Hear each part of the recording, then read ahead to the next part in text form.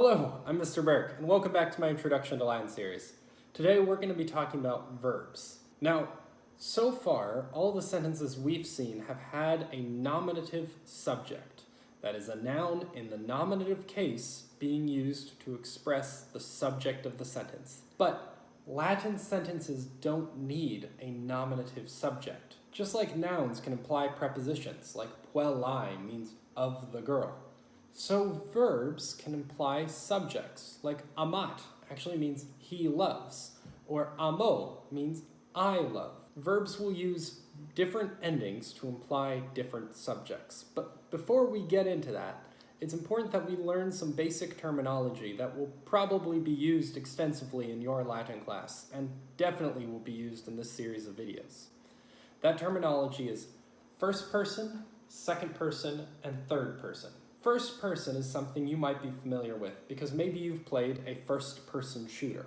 A first-person shooter happens from your perspective. Or maybe you've read a first-person novel. That's when the narrator is a character in the novel. So the narrator ends up saying I a lot. This is because the first person is I, and the first person plural is we, because we includes I, but is plural. Second person is something you might be familiar with from Choose Your Own Adventure stories. Second person is you. For the second person plural in this series, we will be using y'all, just to distinguish it from the singular. Now there's the third person. Now, if you're familiar with the third person camera in video games, you might realize that it's always behind the character. That's because it's not from the character's perspective, it's from outside the character's perspective. Third person pronouns in English include he, she, it, and they.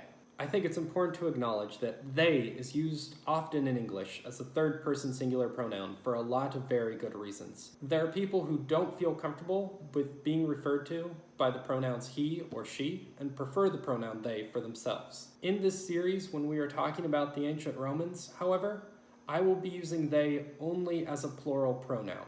My reasoning is this. When you have a plural verb, you'll be looking for a plural subject. And when you see a verb like amant, and I translate it they love, I want you to immediately start looking for a plural nominative subject. And when you see a verb like amat, and it's translated he, she, it loves, I want you to immediately start looking for a nominative singular subject. Sometimes there won't be any subject at all, as I hinted at the beginning of this video, but sometimes there will be. And when there is, it's important to know whether you're looking for a singular or a plural subject. So now for the ending pattern. For the first person singular, we will use O. The second person singular, S. Third person singular, T. O-S-T. In the plurals, we'll use mus for the first person, tis for the second person, und for the third person. O-S-T, mus, tis, und. Just like the declension endings we learned, I, I want you to start chanting these verb endings to yourself when you have the opportunity. O-S-T, mus, tis, und. It's also important to remember the chart. O-S-T, first, second, third. Mus, tis, und, plural, first, second, third. So when you see a word like amo, it means I love. And when you see a word like amant, it means they love. Just because a verb can imply its subject does not mean you will not also have a nominative subject. For example, if you see amant, it means they love.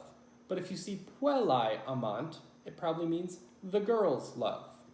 Amant on its own still means they love, but if you find a nominative subject to replace the they, replace the they. So the last thing we need to talk about is how to attach these endings.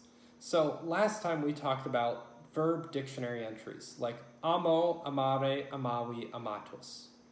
Now, for the first person singular, you'll actually use the first principal part, amo. That becomes the first person singular, I love. But then for the rest of the forms, we're going to take the second principal part, amare, and we're going to remove the R at E to get ama. Then we're going to add our endings. So amo, amas, amat, amamus, amatis, amant, amo, amas, amat, amamus, amatis, amant. This means if you see a form like amamus, it means we love, and if you see a form like amant, it means they love.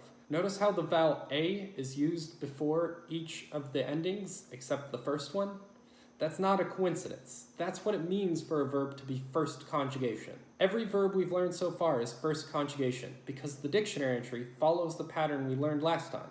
O, are, awi, atus. As long as that second principal part is are, the theme vowel is going to be A, which makes sense because every time we take off the re, we're going to be left with that A. As, at, amas, atus, ant. Thank you so much for joining me. Today we learned about the meanings of first person, second person, and third person. We also learned what endings correspond to what pronoun in English. For example, O corresponds to the pronoun I, and S corresponds to the pronoun you. And finally, we learned how to attach these endings to a verb, and how to use the dictionary entry plus the endings to form verbs. Until next time, Wale!